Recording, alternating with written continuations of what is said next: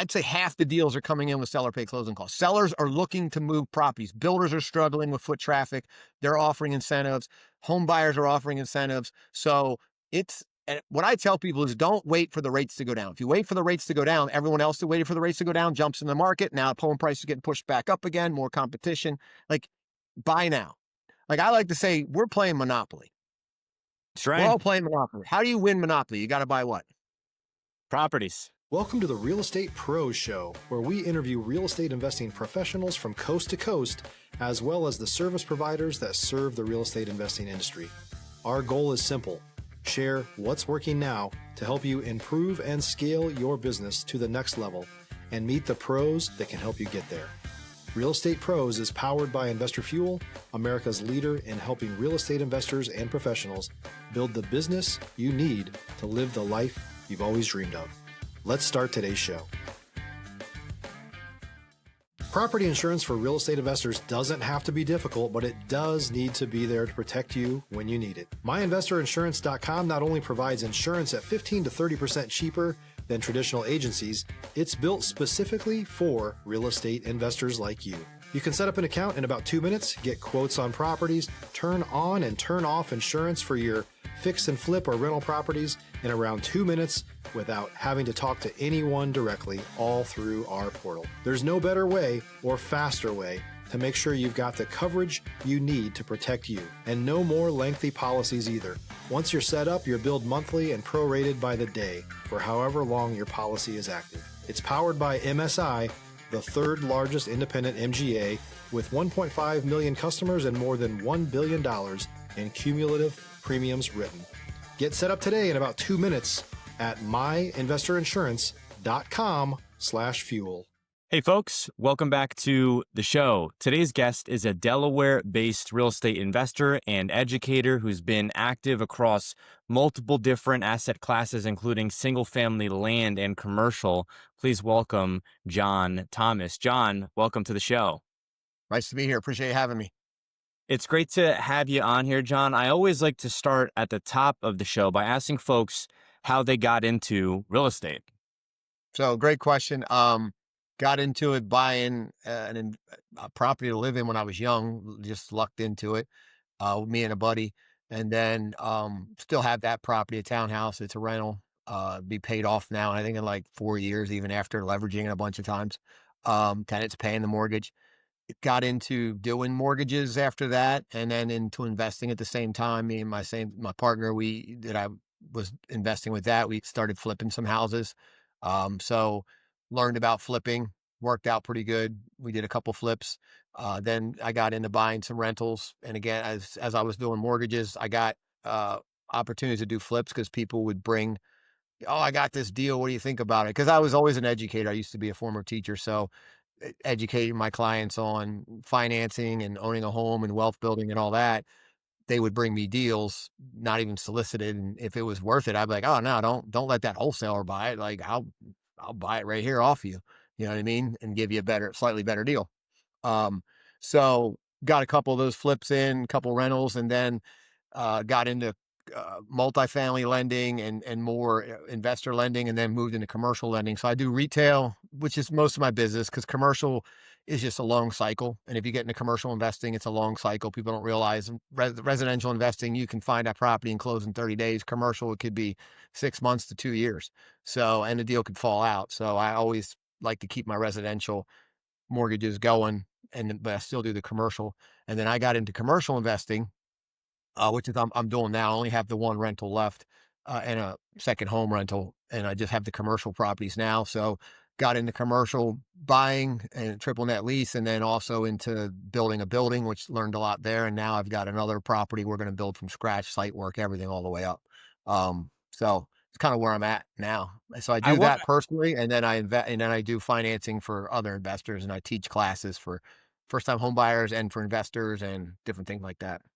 I want to ask you about the beginning when you were getting into real estate. What year was it, and how did that first deal go? It was a townhouse that you still own, right? So yeah, so that was 1998, I think. Again, got kind of screwed a little bit by a real estate agent, and I mean, it worked out because market's, if you hold it long enough, you will make out. Stop living on an island and join the #1 mastermind in America for professional real estate investors.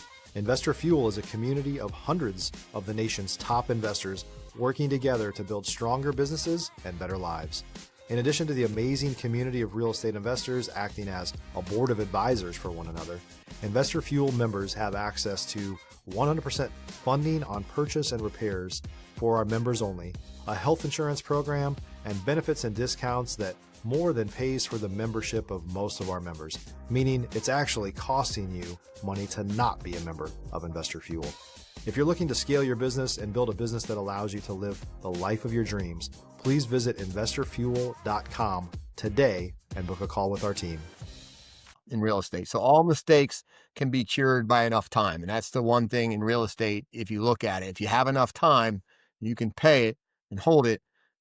You could buy it wrong and still make money. It's when you're trying to flip or you've got a 5 year or less horizon, you got to make sure you know what you're doing. So didn't know anything, trusted somebody, didn't even realize I was paying their commission out of pocket because I was buying from a builder and the builder wouldn't pay their commission. So they built it on top. I didn't know what was going on. So paid a little more than I should have for the house. Didn't get any real representation from the builder. It was a national builder I won't mention who, is very good at building houses on the cheap, may not be the best. So I had some post-closing issues a couple years down the road, and the builder wouldn't fix it because it was past their timeline. So I learned a lot from that, but got all that stuff fixed. Still have the house, ton of equity. I mean, it's going to be, I think I bought it for 102 and I refinanced, leveraged it, equity lines, that kind of stuff, use an equity line to buy my next house. I owe like 30 grand. It's probably worth 350. So as I said, time cures all ills, right? And it's You cash decided flow. to go. You decided to go into the mortgage space after that deal, or was it some After years? that, it was after that, but it was a way after. Like I had a restoration company and we did a lot of stuff with real estate and stuff like that. And I ended up getting hurt, having back surgery, and we were still building a restoration business. So I actually sold out to my partner on that and didn't really have, I was teaching at the same time too. And I didn't really have anything to do over the summer. A buddy of mine from college was like, hey, why don't you come jump into mortgages with me over the summer? Sure, did that.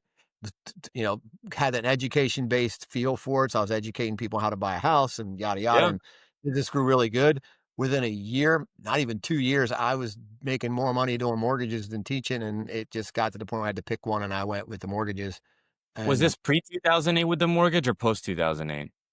this was pre-2008. But what's funny is I never had a bad cycle until COVID, post-COVID. Because I always was teaching and going after first-time home buyers. So every market shift, it was always the move-up buyers that market tanked. First-time home buyers didn't have anything to sell. So I always did great until post-COVID or during COVID too, post-COVID, during COVID, because that was the first time that group couldn't buy a house because you couldn't. Yeah. I want to get into the mortgage space. I'm a licensed realtor, but I encounter this so many times. The process doesn't really start with the realtor. It really starts with the lender and getting approved and getting a. If you don't know that though, most people don't know that because nobody goes and says, hey, I'm going to go get a mortgage today. They say, I want to go buy a house. So the Right. house is the product. Unless you got cash, then you quickly realize you need the mortgage to buy the house. So it actually ends up being more important because if you can't get the mortgage, you can't get the house. But most people aren't going out and saying the mortgage isn't the sexy part. The mortgage is what they have to have. What they want is the house. So the house is the bait. The mortgage is what you actually need. And then the mortgage itself is the most important piece because you're trying to figure out how to leverage money, how to, get the right mortgage. And most people have no clue how to shop for a mortgage at all. And because they think they need to shop on rate and they want the lowest rate. Nobody wants the lowest rate, maybe 1%. Because here's how you get the lowest rate. And I'll prove to you don't want it. You get a 10-year mortgage. You pay 3 discount points, the max you can pay to buy the rate down. Well, most people are going to go, well, I can't afford payment on a 10-year mortgage. And I don't want to pay, a $300,000 loan. I don't pay an extra $9 grand to get the lowest rate. Well, then you don't want the lowest rate. So stop shopping for the lowest rate because nobody wants the lowest rate. And that's where getting educated on what's more important than a rate on a mortgage, at the end of the day, there's only 2 things investors care about, home buyers care about: cash to close and what's my payment. I want to pivot a bit here and ask you about the first time home buyer space. I think right now, especially, uh, maybe some. If you're looking for consistent, high-quality leads, look no further than Investor Machine. Investor Machine isn't just another agency, it's the most sophisticated, data-driven lead generation company on the planet for real estate investors, and serves the role of being not just a lead generator for your business, but a marketing partner that is helping you achieve your goals along the way. Go to investormachine.com to learn more and schedule a call with our team today.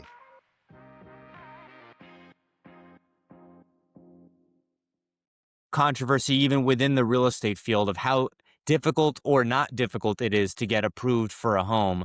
I have both perspectives because I have people who work a lot with new construction.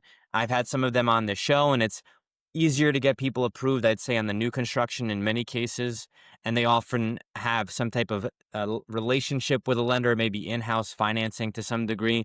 But I also have the experience of being uh, a younger person looking at buying homes and having my friends as well, and even having stellar credit, but not extensive credit, and not having bought a home previously. And unless you know the right lender, you go and you're all excited. You're like, I've got the credit, I've got the diploma. You go find the realtor, and then the realtor says, go get approved, and then you don't get approved. And it's like, well, what the heck was I working so hard for all this? And so I'm It curious. comes down and this is the same if you're trying to get started investing, if you're trying to get started, shopping for a home, who you work with matters. So I always tell people success leaves clues. Poor people are poor, that stay poor, become poor, are that way because of one thing. They think differently about money than middle class people, and they think differently about money than rich people. So rich people do not shop expensive things on price. They shop it on value. Poor people do just the opposite. They shop cheap stuff on value, aka they'll buy Starbucks coffee, not shopping on price. If you're going to Starbucks, you're going to pay 10 times the price of a coffee. And then they'll shop expensive stuff on price. It's just the opposite of what rich and poor people do. And that's why they end up different places with their money. So if you're talking about real estate investing, you're talking about getting a mortgage, you shouldn't be going online to get your mortgage. You're going to get no advice. You're going to shop on the wrong thing. We already talked about that. Everyone's going to go online and look for the what? Lowest rate. Wrong Yeah. way to shop for a mortgage. Just like shopping for a real estate agent. Again, you need a master negotiator. That's what you need. Well, do you know how to determine they're a master negotiator? I do. You probably don't. You might, but I'm saying the average person doesn't. Right. So I think it comes down to who you work with matters. And what a lot of people don't know is you if you might go to a bank and you got a 600 credit score and they go, oh, you can't get an FHA loan, you don't qualify. What they're not telling you is, no, our bank needs a 620, but that's not the rule. FHA says you can get a loan down to 500. It's just the bank has an overlay. So the challenge is if you're talking to the wrong bank or the wrong person, most people, they're commissioned. So they're not going to tell you, hey, I can't do it, but call John because they're a direct lender. They service their own loans. They can go down to 500. Same thing with VA. Did you know VA doesn't even actually have a minimum credit score in their guideline? No. Right. Most people don't because the lender tells you their minimum credit score, which if VA has no minimum credit score, that's called an overlay. So when you're looking, whether you're an investor, whether you're a home buyer, if you're getting turned down and you're not getting educated on why you're turned down, then you might not know, is it me or is it the bank I called? So again, I'm being a former teacher. So if you were to apply with me and we had a challenge, and I don't like to say problem, challenge, right? Then I would explain why. And I almost always want to give you a solution to solve that challenge, whether it's now or later. The only time there's a few circumstances I can't. Like if you come to me, I want to buy a house and you live by yourself, no one can co-sign you. All you make is $400 a month in Social Security. Well, I got news for you. You're never, ever going to buy a house. No one can get you approved for a loan making $400 a month in Social Security. I don't have a plan for that. But if it's a credit issue, if it's debt to income issue, if it's, whatever it is, we got to work with somebody who's going to give you that plan. And that's why who you work with matters. And starting on the internet shopping for a mortgage is like a poor person going to Starbucks, right? You're shopping on price versus value. That's why who you work with matters so much. I want to ask you about some other creative ways that I've heard people get into their first home. I've heard about people buying quadplexes and that it may be even a better way for them to get approved than a single family home. I have heard this now from several people. I'm curious to get your perspective on this. Well, I love fighting the TikTok rumors. So if you want to get started buying a first home and build an investment portfolio, buying a multi-unit's a great way to go. But if you're a new or newer real estate investor looking to launch or grow your real estate investing business, please check out Investor Fuel Club. It's a coaching community, but unlike anything you've ever seen before. And you can actually partner with members of our mastermind from coast to coast on deals right in your market. There's no better opportunity to build a consistent business than to literally partner with pros to help you avoid costly mistakes, avoid the need for capital to do deals, and help you eliminate your fears as you're starting your business. Learn more about Investor Fuel Club at investorfuel.com/club. it's actually not as easy to get approved on a multi-unit as it is on a single family for various reasons. So each agency has different guidelines. So FHA and VA are the most lenient because they don't change their minimum down payment requirement if you buy a 2 to 4 unit. FHA still 3.5 down, VA still 0 down. But what they do change is you're going to need reserves that you don't need on a single family. So you're going to actually need more money, and people don't tell people that up front. And then FHA, if you go above a 2 unit, they have an extra calculation, which is can you afford it type calculation? Will it cash flow without, renting your unit? So there's some different overlays, might need more money, but if, again, who you work with matters. Not everyone might want to do a 4 unit, but it's a great way to get started because number of doors determines how much your cash flow is, right? So if you can get into a 4 unit, and again, a lot of people don't know this, there's another strategy is when you start wanting to invest in real estate, you got to have capital. So, but when you buy a house to live in, you need way less capital. You can get in anywhere from 3 to 5% down on a primary residence. You go to buy an investment property, it's typically 20% down. Can you do 15? Yes. But the problem with 15, I can do 15, is it almost never cash flows with 15 down. That's the problem. It's because what happens is when you do 15 down on a conventional, you got mortgage insurance and a higher rate. If you do it on a traditional type mortgage, DSCR, whatever, you're going to have a much higher rate with 15% down because there's no mortgage insurance. So they jack the rate up. So theoretically, you can do 15% down. It usually doesn't make sense. You want to do 20. Well, here's a strategy to slowly build wealth if you're not in a position to have that money is every 12 months, you can buy a new primary residence. So if you buy that 4 unit, live in the 1 unit for 12 months, now Right. maybe you got to live there a little longer. So let's say 12 to 24 months, you got to save up instead of 20% plus closing costs. Now you may only need to save up 5%. Then you go buy another primary, live there for 12 to 24 months, move out, go buy another primary. In 10 years, you could have 5 to 8 rental properties. And that's all you need to retire very comfortably because you get that paid off in 30 years. You've got a $2 to $3 million asset easy, cash flowing what, 15, 20 grand a month? And so you need to live there for 1 year. And then at that When point in you time, sign the note for a primary residence, you're saying you're going to occupy that as your primary residence for 12 months. and then would you say burr out of it?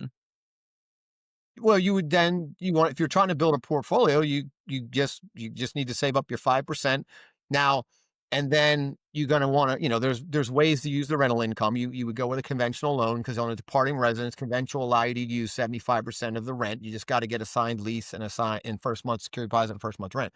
Now that should offset the mortgage payment so that should qualify to buy the new property 5% down conventional.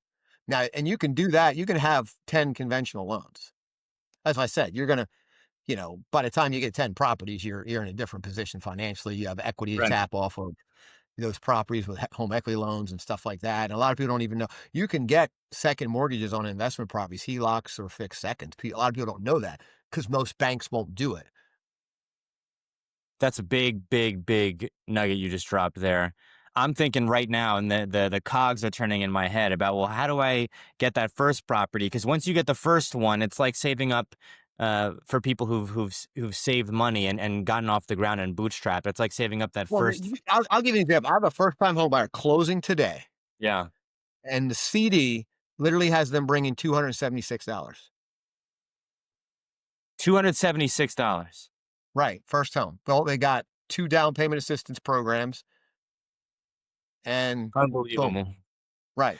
Um, Now, John, that's we not the norm, but I'm just saying, like, what as a first-time home buyer, you want to work with a lender that does the down payment assistance programs, the local programs, that kind of stuff. Your internet lenders don't do it. You go to Rocket, you as a first-time home buyer, you just got screwed. You just missed all your first-time home buyer programs. They don't do it. You go to your big banks, Chase, Capital One, Discover, whatever. They don't do the first-time home buyer programs. So you got to work with a lender that does first time, which I do, right? And we're licensed in every state but New York, so I can help you anywhere but New York. Um, and we do all the programs. So that's my job and my team's job is to solve your challenge. So if your challenge is cash to close and you're a first time home buyer, let's see where you're buying, what programs can we get you in. Different programs have different guidelines. Some have income restrictions, minimum credit scores. So, and we've got 5 different in-house programs that our bank, Primary Residential Mortgage, does. And then each state has their own housing agency program. So as a first time home buyer, I love this question. Hey, I want to buy an investment property. Do you own a home? No, I want to buy an investment property. No. Don't do that. Because if you buy an investment property first, guess what? You're no longer a first-time home buyer.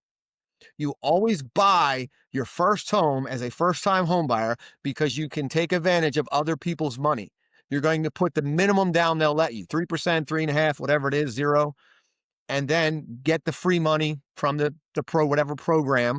And then your goal is to live there for 12 to 24 months, save up your 5% plus closing costs to go buy another house. Now, the market has changed in most areas. You can actually get seller paid closing costs now. Couldn't for the last 4 years. Now, I'd say half the deals are coming in with seller paid closing costs. Sellers are looking to move properties. Builders are struggling with foot traffic. They're offering incentives. Home buyers are offering incentives. So and what I tell people is don't wait for the rates to go down. If you wait for the rates to go down, everyone else that waited for the rates to go down jumps in the market. Now home prices are getting pushed back up again, more competition. Like, buy now. Like I like to say, we're playing Monopoly. That's right. We're all playing Monopoly. How do you win Monopoly? You got to buy what? Properties. Right. And if you are a first-time home buyer, you're not even in the game yet. Like, No, you're not. just get in the game. Don't buy it. You don't need your McMansion. Like, buy a townhouse. Make it your first. Like, your mindset is, this is my first rental property. It doesn't have to. I don't care if I like the kitchen. I don't care if I like the layout. It's just, is this a good rental? Like, ask your realtor, what's the market rent on this? So then you know, okay, if my mortgage payment is this is the market rent, 12 to 24 months. If I move out, it's cash flowing. Boom. Sign the deal. Buy the house. John, we are coming up on time here. Where can folks go if they'd like to reach out to you? Maybe they are in the process of buying their first home, or maybe they have a deal that they'd like you to take a look at. Yeah, so I live in Delaware, so my mortgage website is delawaremortgageloans.net. But as I said, I do loans all over, anywhere but New York. You can also find me all over social media. If you just Google John Thomas Mortgages, I probably come up. I'm really active on social media. I'm on Instagram. So if you do Instagram, I'm John Thomas Team. TikTok, I'm John Thomas Team. Okay, so you can find me there. My email is jthomas@primeres.com, or you can call me 302-703-0727. I answer your questions. And I do a lot of classes. I got Real Estate Investing 101 coming up next week, Tuesday at 6:30. I can get you registered for that. I don't charge for it. I got a Homebuyer seminar coming up this Saturday. I can get you registered for that. I do one every month if you're a first-time home buyer and you want to learn all the stuff. So, John, thank you so much for coming on the show here today. I appreciate it. Hopefully it was helpful. Thanks for joining us for today's Real Estate Pros Show. You can learn more about the amazing benefits of the Investor Fuel Mastermind community, including surrounding yourself with hundreds of other rock stars, 100% financing for your deals, and members-only discounts from vendors you're likely already using that, as a member of Investor Fuel, will save you more than the cost of your membership. Visit investorfuel.com to learn more. If you're interested in joining us as a guest of this show, please visit investorfuel.com/pros to apply. You can also check the show notes for access to free resources, how to get access to world-class lead generation, and much more. Don't forget to subscribe so you never miss another episode. Have a great day. We'll see you on the next show.